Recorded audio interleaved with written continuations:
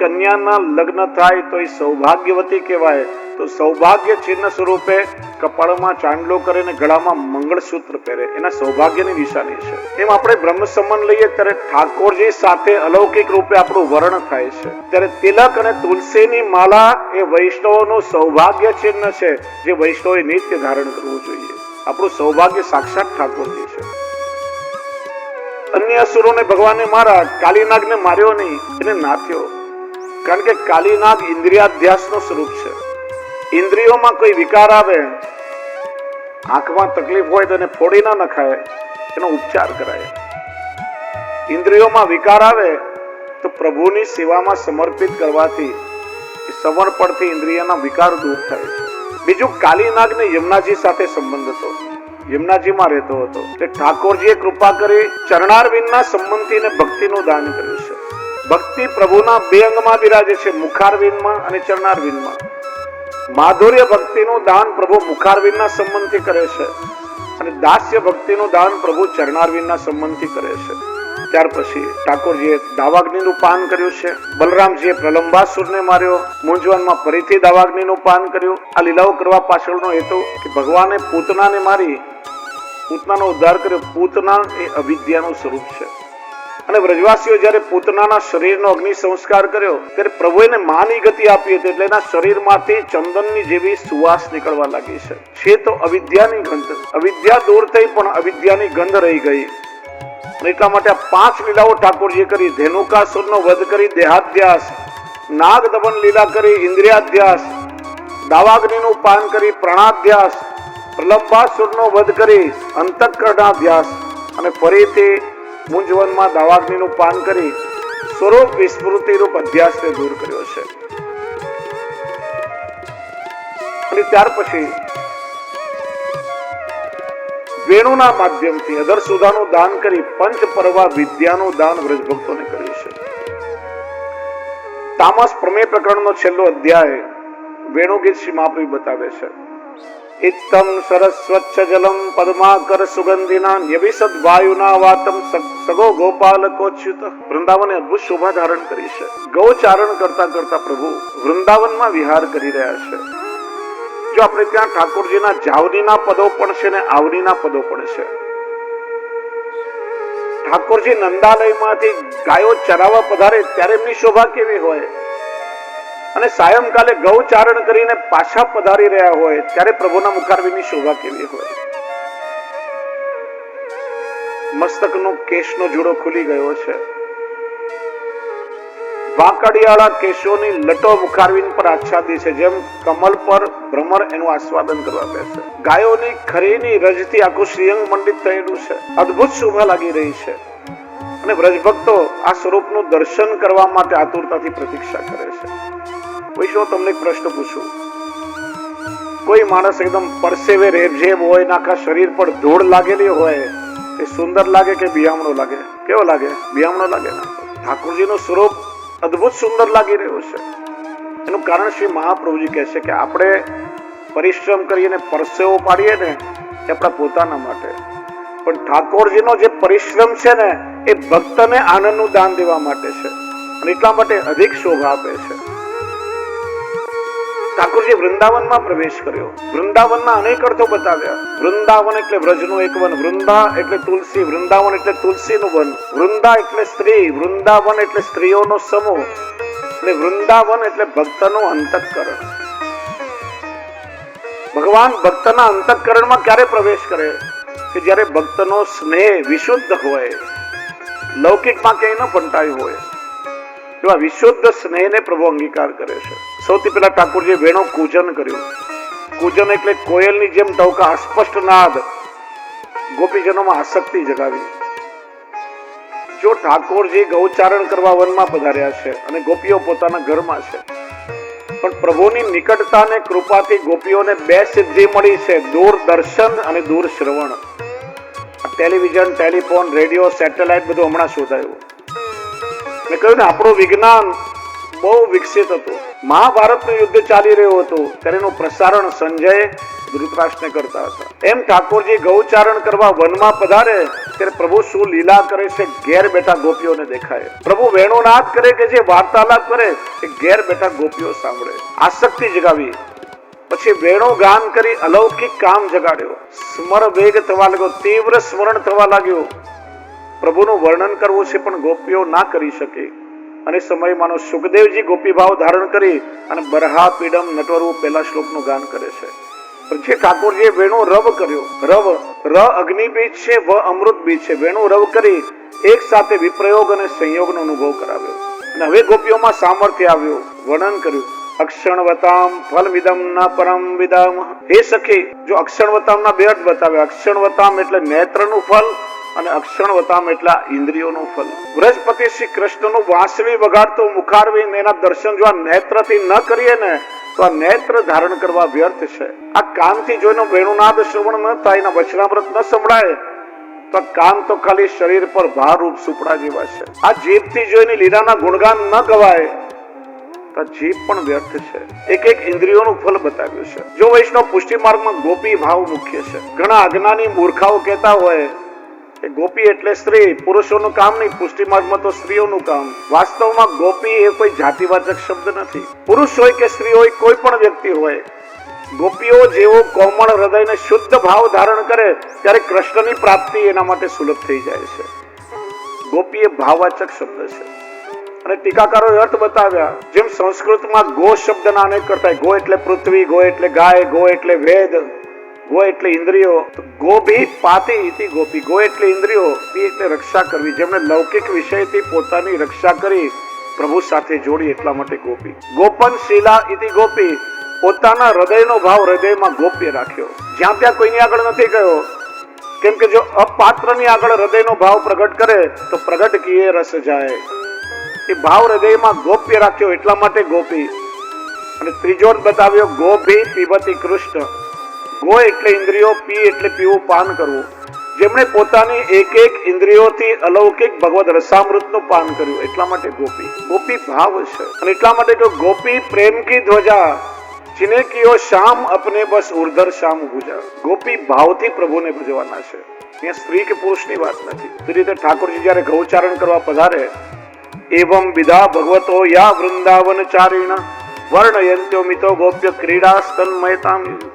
સુખદેવજી કહે છે ગોપીઓ એકબીજામાં તન્મયા બની પ્રભુની લીલાનું ગાન કરી અને વિપ્રયોગનો અનુભવ કરે. 22મા અધ્યાયથી તામસ સાધન પ્રકરણ શરૂ થયું કે છે એકવાર ગોપીઓએ રાધારાણીનો પાલવ પકડીને ઉભા રાખ્યા. રાધારાણી ઉભા રહો, અમારા એક પ્રશ્નનો ઉત્તર આપતા જાઓ. કોણ ગોર તે પૂજી રાધે, કોણ ગોર તે પૂજી. તમે કઈ ગોરમાનું પૂજન કર્યો કે પતિ સ્વરૂપે કૃષ્ણ મળ્યા? અમે તો ઘણી ગોરમાઓ પૂજી, અષાઢમાં પૂજી ને શ્રાવણમાં પૂજી. લૌકિકમાં જોઈતો તો એવો પતિ ના મળ્યો, જોઈતો તો કેસરીઓ ને મળ્યો સાંભળ્યો. તમે કઈ ગોરમાનું પૂજન કર્યું? કહ્યું યમુના ગોરતે પૂજી, મેને યમુના ગોરતે પૂજી. મેં યમુનાજીનું પૂજન કર્યું અને એમની કૃપાથી ઠાકોરજી મળ્યા. ત્યારે હેમંત ઋતુના પ્રથમ માગસર માસમાં 5 વર્ષના કુમારિકા ગોપીજનોએ યમુનાજીની સિકતા, જો વાલુકા એટલે સૂકી રજ અને સિકતા એટલે ભીની રજ, એમાંથી કાત્યાયનીની પ્રતિમા બનાવી અને કાત્યાયની સ્વરૂપે શ્રી યમુનાજીનું અર્ચન કર્યું અને ફલ સ્વરૂપે એમને ઠાકોરજી મળ્યા છે.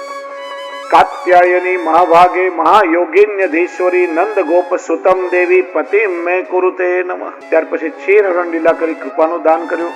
ઠાકોરજીએ વૃક્ષની પરોપકારિતા સમજાવી.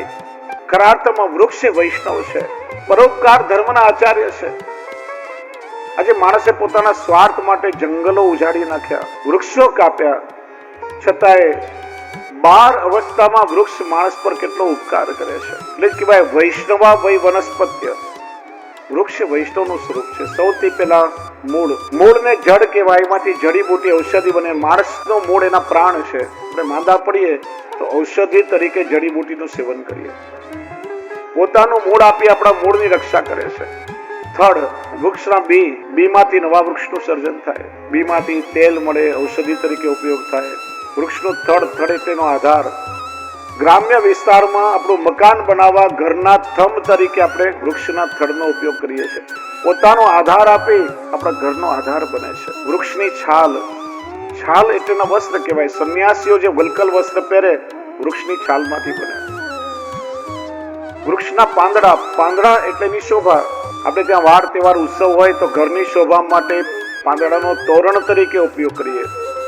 પોતાની શોભા આપી આપણા ઘરની શોભાને વધારે છે. પછી વૃક્ષના ફૂલ એટલેનો શિંગાર, વેણી, ગજરો કે પુષ્પની માળા માટે આપણી સુંદરતા વધારવા આપણે પુષ્પનો ઉપયોગ કરીએ. પોતાની સુંદરતા આપી આપણી સુંદરતાને વધારે છે. પુષ્પની સુગંધ પોતે ભઠ્ઠીમાં ઉકળે પોતાનું અસ્તિત્વ ખલાસ કરી નાખે, પણ અત્તર બનીને પોતાની સુગંધ આપે અને આપણા તનની દુર્ગંધને દૂર કરે છે.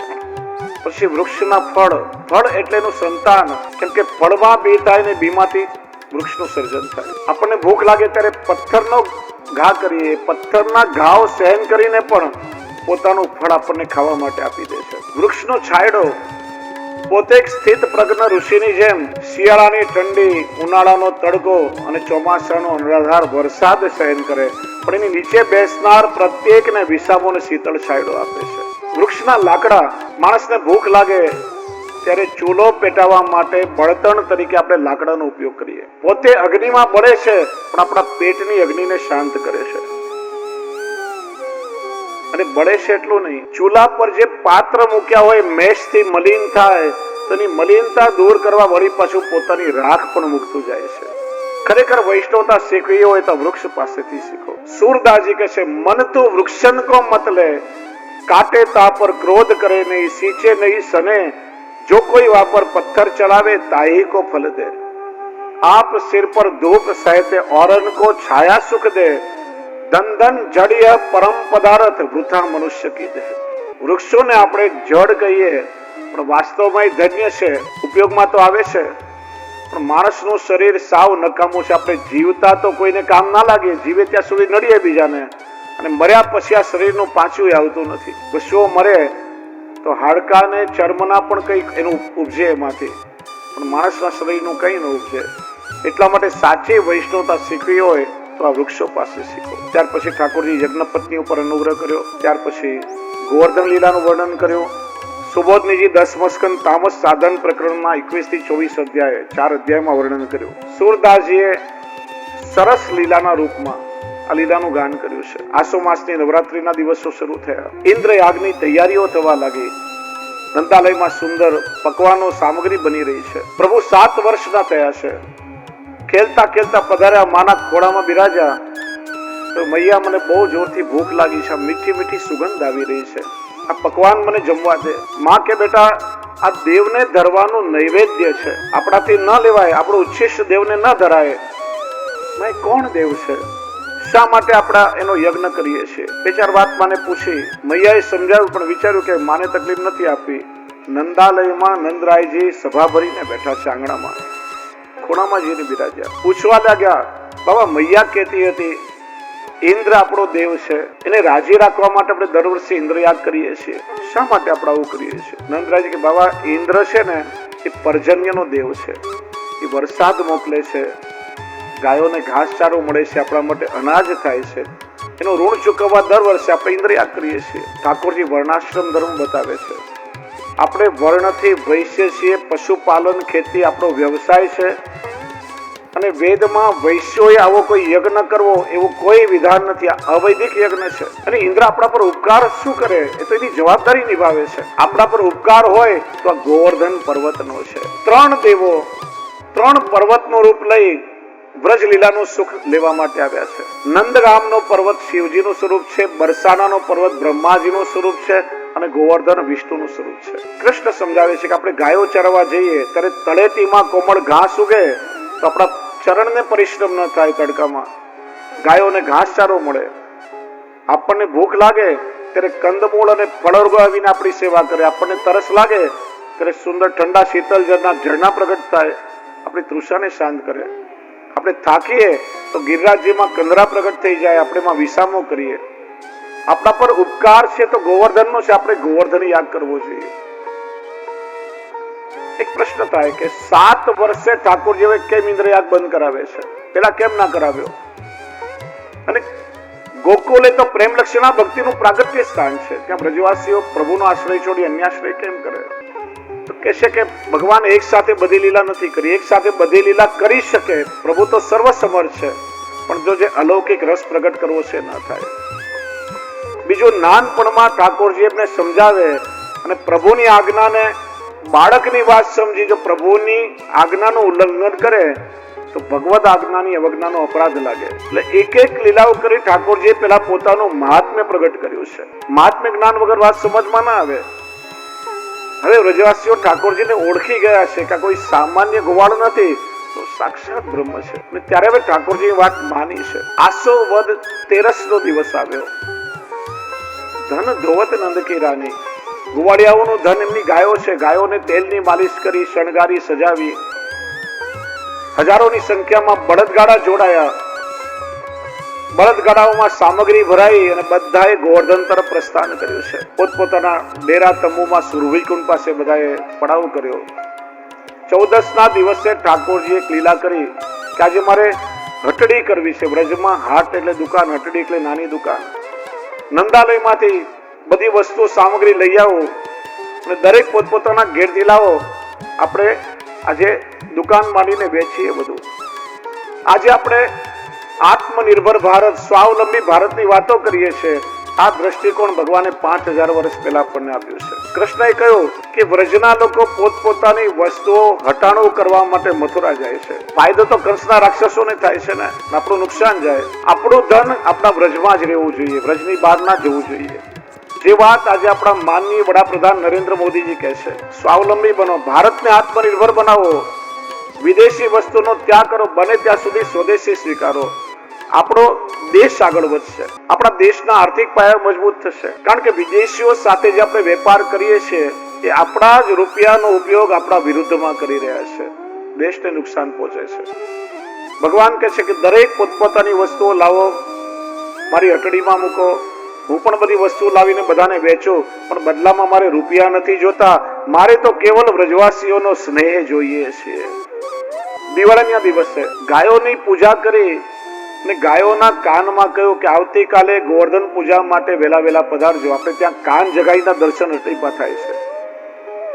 ભગવાન વિષ્ણુના અંગભૂત 2 સૃષ્ટિ ભૂતલ પર છે, બ્રાહ્મણ અને ગાય. બ્રાહ્મણમાં ભગવાન મંત્ર સ્વરૂપે બિરાજે છે અને ગાયોમાં અવિષ્યાન સ્વરૂપે બિરાજે છે. એટલા માટે ગાયોની પૂજા કરી છે.